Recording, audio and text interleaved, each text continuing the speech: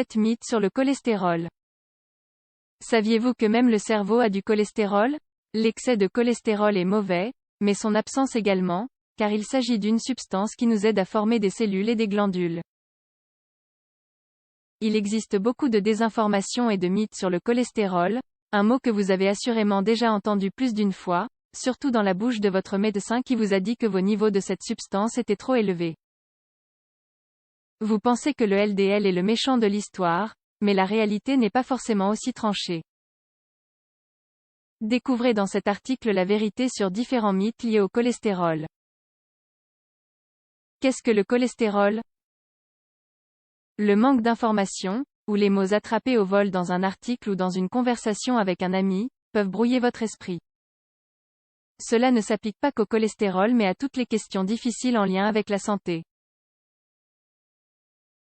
Pour cela, nous avons consulté de nombreux experts pour connaître les mythes les plus répandus sur le cholestérol, l'un des ennemis publics les plus importants du monde. Pour commencer, un petit rappel sur ce qu'est le cholestérol. Il est présent chez l'être humain, mais également chez la majorité des êtres vivants. Les végétaux contiennent eux aussi du cholestérol, mais dans des proportions moindres que les viandes rouges par exemple.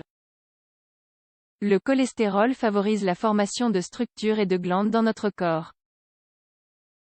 10 à 20% de notre cerveau est composé de cholestérol, et le lait maternel en contient une forte dose. Voici quelques-unes des tâches principales du cholestérol. Stabiliser et protéger les membranes cellulaires.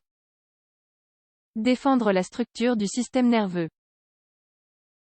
Métaboliser les graisses alimentaires et réguler l'excès de cholestérol organique. Favoriser la formation des hormones sexuelles, comme les œstrogènes. Apporter les substances nécessaires à la production d'autres hormones. Protéger la peau et prévenir sa déshydratation. Intervenir dans la formation de vitamine D. Améliorer le système immunitaire. Protéger des dommages rénaux, notamment chez les diabétiques.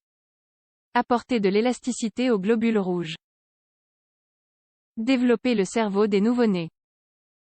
Empêcher les malformations chez l'embryon. Comme vous pouvez le remarquer, le cholestérol a de nombreuses et de très importantes fonctions. Quel est donc le problème si les taux de cholestérol sont élevés? Comme dans beaucoup de domaines, les excès sont toujours mauvais, même lorsqu'il s'agit d'une substance aussi bénéfique pour notre organisme. Les mythes sur le cholestérol fruits de mer contiennent beaucoup de cholestérol. Ce n'est pas une vérité absolue. Des études indiquent que les fruits de mer contiennent de nombreux stérols, et notamment du cholestérol, mais pas autant que ce qui se pensait il y a quelque temps. De plus, les fruits de mer apportent des oméga 3 qui réduisent le mauvais cholestérol. Manger des huîtres ou des amandes dans le cadre d'un régime équilibré permet de jouir d'une bonne qualité de vie. Le cholestérol n'est qu'une mode. Il est sûr qu'il y a quelques années, de nombreuses personnes ne savaient pas que le cholestérol existait.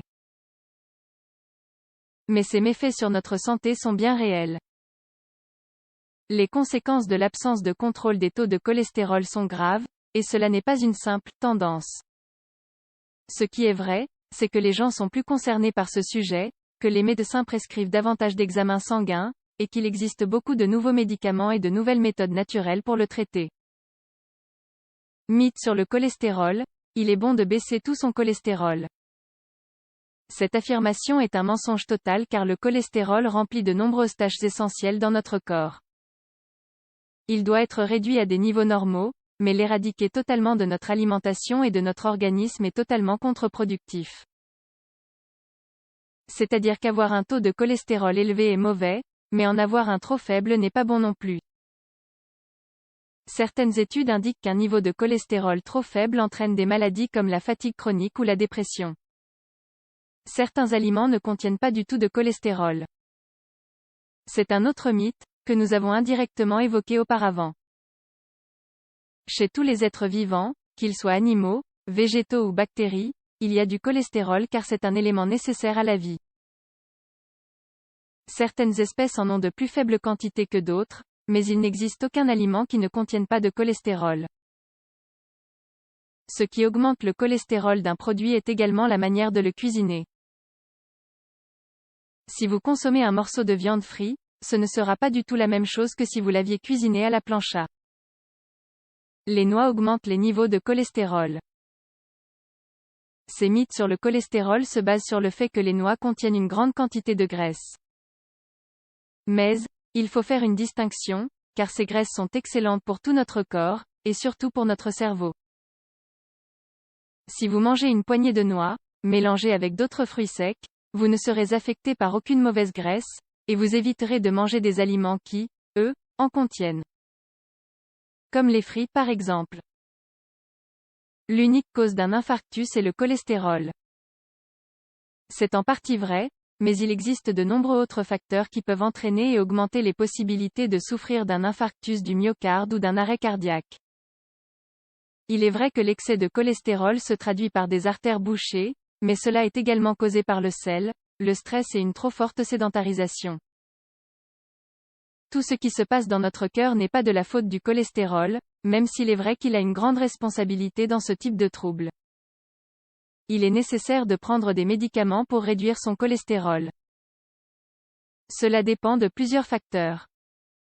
Par exemple, certaines personnes, qui ont des niveaux trop élevés de cholestérol, doivent prendre des médicaments et ne peuvent pas attendre que les remèdes naturels fassent effet.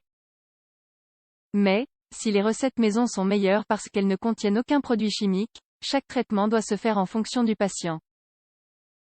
Dans le cas de personnes qui souffrent de niveaux de cholestérol légèrement élevés, il n'est pas nécessaire de suivre un traitement médicamenteux. Il faut simplement qu'elles modifient leur alimentation, qu'elles mangent plus de fruits, de légumes et de céréales complètes notamment.